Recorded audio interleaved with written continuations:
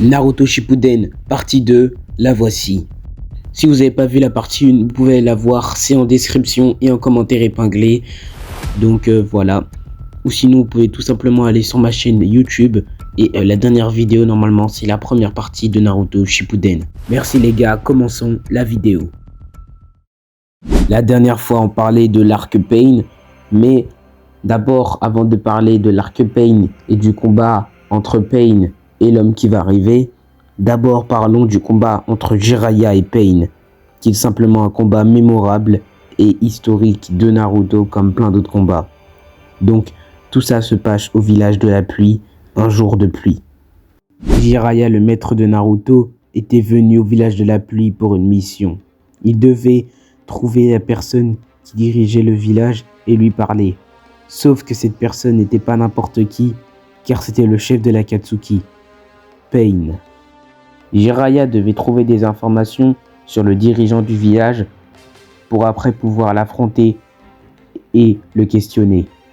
Sauf que le dirigeant du village est venu directement à lui, Pain. Et un combat éclata entre les deux. Pain n'avait pas envoyé ses corps pour ne pas dévoiler toute sa puissance à Jiraiya. Jiraiya au départ ne connaissait pas les pouvoirs des 3 corps de Pain envoyés, mais au fur et à mesure, grâce à son intelligence, son expérience et ses techniques variées, a pu trouver les points faibles de Pain et a pu capturer les 3 corps. Sauf que Pain, bien sûr, a envoyé un 4e corps qui a désorienté Jiraiya et qui a poussé Jiraiya à perdre un bras.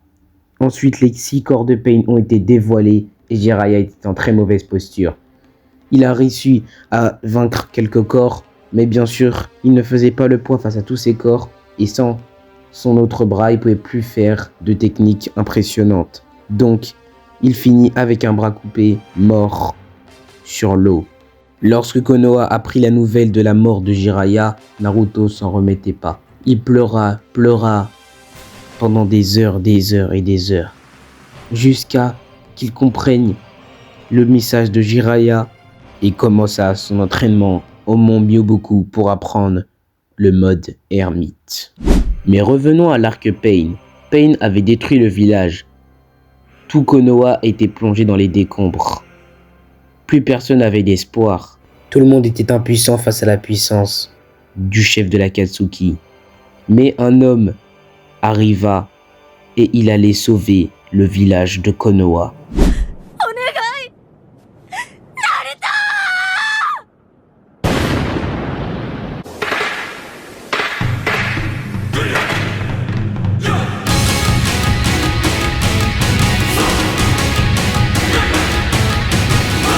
Et voilà les gars, donc l'homme qui devait arriver était Naruto. Naruto, au départ, il commença par vaincre quelques corps de Pain. Ensuite, il y avait quelques péripéties et Pain allait pouvoir capturer Naruto. Mais Naruto, grâce à Kyuubi et à sa volonté, a pu vaincre Pain avec un Rasengan destructeur. Maintenant, parlons des conseils du 5 Kage, qui est tout simplement un arc aussi inoubliable après l'arc Pain. Tout d'abord, le conseil des 5 Kage se déroule à cause de l'Akatsuki qui commence à chercher des bijoux par-ci par-là dans les villages. Mais forcément, les 5 grands pays, eux, ça ne les convient pas. Donc, ils sont obligés de se réunir pour un conseil des 5 Kage pour voir ce qu'ils peuvent faire contre l'Akatsuki. L'Akatsuki ne veut pas laisser le 5 Kage se réunir et faire une alliance ou je ne sais pas quoi. Donc, forcément, l'Akatsuki est obligé de s'y rendre eux aussi. Donc, Sasuke et Obito s'y rendent, avec bien sûr l'équipe Taka qui accompagne Sasuke. Ils commencent donc à combattre contre les Kage. Un combat éclate entre Sasuke et le Raikage. Donc, je vous explique le combat les gars. Donc, pour le début du combat, le Raikage attaque avec ses techniques de Raiden et Sasuke reste impassible. Il nous sort aussi son Chidori ainsi que son épée pour rivaliser avec le Raikage. Le Raikage est un peu au-dessus dans ce niveau-là, donc Sasuke galère un peu. Il nous sort le Susanoo et le Raikage double sa puissance. Sasuke est obligé d'utiliser son Mangekyou Sharingan pour tenter de vaincre le Raikage, sauf qu'il n'y arrive pas. Le Raikage est très rapide, mais Sasuke réussit quand même à lui couper un bras, ce qui est quand même un exploit. Donc le Raikage continue ses attaques et Sasuke aussi. Et le Raikage, à un moment donné, ce dernier va se faire toucher par l'Amaterasu. Sauf que grâce au sable de Gaara, Sasuke n'arrive pas à toucher le Raikage. Gaara débarque et un combat éclate entre Gaara et Sasuke. Bien sûr, Gaara n'est pas tout seul et accompagné par Kankuro et Temari, ainsi que les sous-fifres du Raikage. Sasuke réussit à parer toutes leurs techniques avec le Susanoo, ce qui est vraiment un exploit. Car entre le sable de Gaara, les marionnettes de Kankuro, le vent de Temari et le Suiton Raiton de Darui, c'était quand même compliqué pour Sasuke, mais il a réussi. Au fil du combat, il évolue son Susanoo et Sasuke devient encore plus malveillant. Il augmente en Genjutsu et en puissance de feu, donc forcément Sasuke a un avantage. Sasuke réussit à partir et se dirige vers tout simplement la réunion entre les 5 Kage. Car lui, son but, c'est de trouver Danzo, qui est devenu le nouveau Hokage après que Tsunade ait épuisé son chakra contre Pain, et donc se dirige vers la salle où se trouvent les Kage. Sasuke arrive, combat contre les 5 Kage, et est sur le point de mourir à cause du Jinton de Onoki, le Tsuchikage de le village d'Iwa. Mais grâce à Obito qui récupère Sasuke à la dernière minute grâce à son Kamui, Sasuke reste en vie et Obito déclare la guerre aux 5 pays. Littéralement, il leur dit « Je vous déclare la guerre, l'Akatsuki, contre les 5 pays ». Danzo s'enfuit mais se fait rattraper par Obito et Sasuke combat contre Danzo. Donc un combat éclate entre les deux, un combat Genjutsu, Sharingan, etc. Danzo, on découvre qu'il a plusieurs Sharingan dans sa main, qu'il a des cellules d'Hashirama, qui est tout simplement le premier Hokage, et il utilise une technique secrète des Uchiwa, l'Izanagi, qui est une technique surcheatée qui efface la mort de la personne. Juste ça.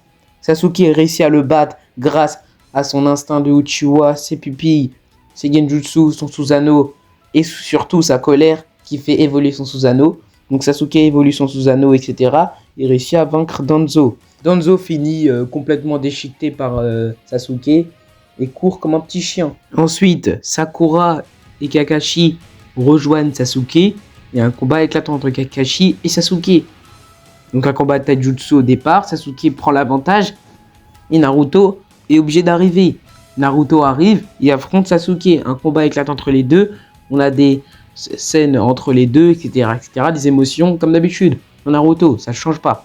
Sasuke a pété un câble. Obito arrive et emporte Sasuke avec lui. Sasuke veut de nouveaux yeux pour devenir encore plus fort et pouvoir vaincre enfin Naruto.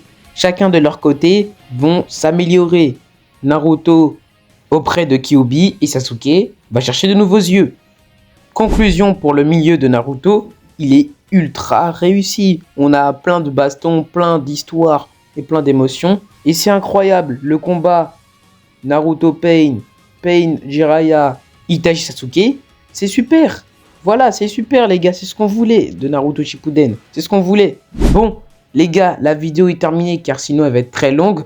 La partie 3 sera la dernière partie. Donc ce sera sur la fin de Naruto, donc la période entre l'Alliance Shinobi, le combat Sasuke Naruto après, et bien sûr la 4ème grande guerre ninja. En tout cas les gars, si vous avez aimé la vidéo, likez la vidéo, et bien sûr abonnez-vous à la chaîne si ce n'est pas encore fait. On se retrouve pour les prochaines vidéos. Ciao!